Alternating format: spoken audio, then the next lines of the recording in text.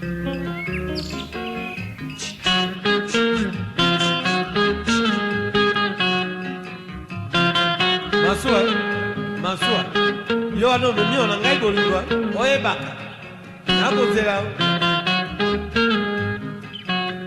Democratic Republic of Congo is a land of paradoxes, a nation of immeasurable wealth buried beneath its soil, and yet a people trapped in cycles of poverty, violence, and trauma.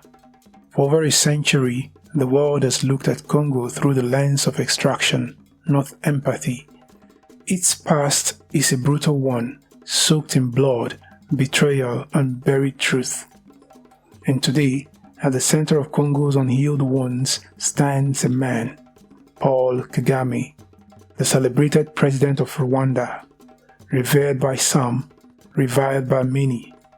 But to understand Kagame's role in Congo's tragedy, we must start with a history written in chains and shadow. This is the story of how Congo became the battlefield of Africa's greatest and most complex war, and how the ghost of history still haunt it today. In 1885, at the infamous Berlin Conference, Europe carved up Africa like a cake, and Congo went not to a government, but to a single man, King Leopold II of Belgium. Under the guise of humanitarianism, Leopold turned Congo into his personal labor camp. He called it the Congo Free State, a name that mocked its reality. Villages were burned, men's hands were severed for not meeting rubber quotas, women were raped and taken hostage. By the time international outrage forced Leopold to relinquish the territory in 1908, over 10 million Congolese had died. But the damage was more than numbers. It was psychological, systemic, a deep wound of fear and dispossession that would fester into modern times. On June 30, 1960, Congo gained independence from Belgium. Grâce à la sagesse congolaise, comme manifestée, the people danced in the streets, but that joy would be short-lived. Congo's first Prime Minister, Patrice Lumumba, dared to speak boldly against Belgian manipulation. He envisioned the united, self-reliant Africa. That made him a target for Belgium, the United States, and their Cold War ambitions. Within months, Lumumba was overthrown, arrested, and executed. His body discovered in acid. A CIA-backed strongman named Mobutu Sese Seko would soon take over. Mobutu ruled for 32 years. He renamed the country Zaire and looted it dry. Billions in aid flowed in from the west, while Congolese infrastructure collapsed. Mobutu was a dictator, yes, but he was their dictator. A bulwark against communism, propped up even as his people starved. In 1994, a different horror erupted in Rwanda. Over the span of 100 days, nearly 1 million Tutsi and moderate Hutu were massacred in one of history's fastest genocides. Paul Kagame, then the leader of the Rwandan Patriotic Front, took Kigali and ended the genocide, an act for which the world still praises him. But the genocide didn't just end, it spilled over.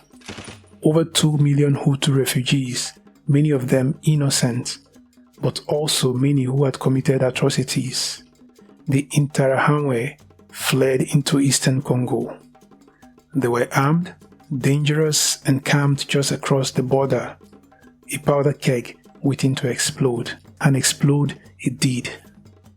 In 1996, Rwanda, Uganda, and Burundi launched a joint military operation into Congo, claiming they were targeting the genocidal militias hiding among refugees. But this was more than a security operation, it was a full-blown regime change. With support from Rwanda's Kagame and Uganda's Museveni, a rebel coalition led by Laurent Desire Kabila marched across Zaire and toppled Mobutu's regime in 1997. Zaire became the Democratic Republic of Congo once again, but the war was far from over. Kagame had stepped onto Congo's soil and he wasn't leaving anytime soon. Kabila soon turned on his Rwandan backers, ordering them to leave. Kagame responded with fury. In 1998, the Second Congo War erupted, a nightmare involving 9 African nations and dozens of militias. Angola, Zimbabwe, Namibia, Chad and Sudan entered the fray. The battleground? Congo. Over 5.4 million people died, most from starvation and disease. Entire villages were wiped off the map. Women were raped in horrifying numbers. Rwanda's army stayed active in eastern Congo, allegedly pillaging cotton, gold, and diamonds, all while backing new rebel groups like the Rally for Congolese Democracy, RCD, and later the notorious M23. Paul Kagame, hailed as a reformer at home, was becoming a warlord abroad. Congo's minerals became both a blessing and a curse. Coltan, a metallic ore essential for smartphones, laptops, and jet engines, became the new black gold. Rwanda, despite having virtually no coltan of its own, suddenly became one of the world's largest exporters. How? According to numerous United Nations reports, Rwandan forces and their proxies systematically looted minerals from eastern Congo, funneled through Kigali and sold to the global tech industry. Multinational corporations looked the other way. The West, eager to back the man who stopped the genocide, rarely challenged Kagame's actions. And thus, the world's deadliest conflict continued in silence, powered by our devices and protected by diplomacy. Today, Congo's east remains unstable. Over 120 armed groups roam the forests. New violence erupts weekly. Kagame remains president of Rwanda, one of Africa's most tightly controlled states. He is celebrated for his development agenda, clean cities and economic growth. But in Congo, his name means something else entirely: fear, occupation, loss. The wounds left by Rwanda's incursions have never healed. Tens of thousands of women and children still live in displacement camps. The minerals continue to flow, and so does the silence of the international community. The story of Congo is not just about war. It's about betrayal by kings, by presidents, by neighbors, and by the world. And Paul Kagame's role in this long shadow is just beginning to be understood.